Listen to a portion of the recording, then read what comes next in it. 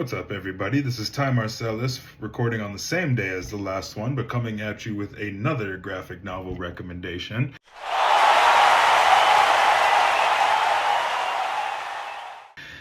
So I was thinking, after doing Manifest Destiny, what other graphic novel on my shelf would be really good to review, one that I enjoyed a lot.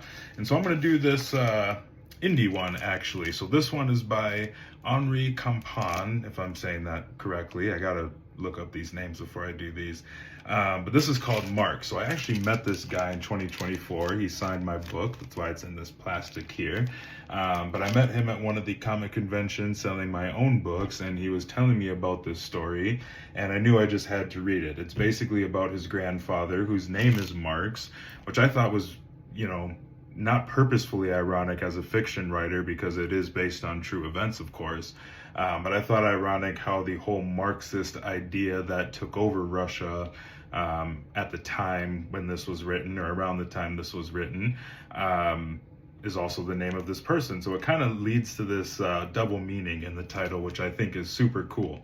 But basically, there's a lot of things that Marx, the titular character, the grandfather of the author here, goes through during Nazi Germany, and he's also a Jewish Russian man, so he's prosecuted for that as well. Kind of reading the back because it's been a while since I've actually read this.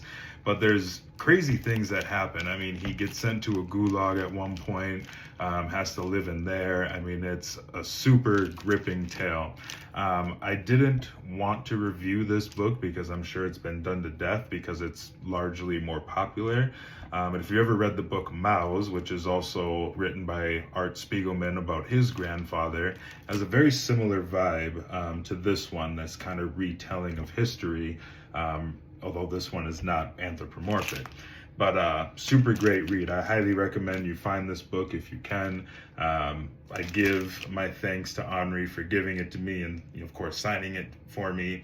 Also illustrated by Nick Bell, Vasily Gogzilas, sorry, I can't say that name, and Dan Doherty, I'm guessing.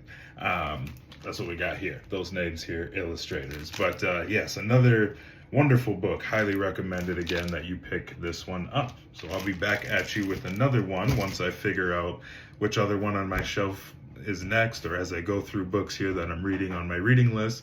But as always, make sure you like the video and leave a comment here about what book you want to see me read, which one I should review next. But thanks for watching.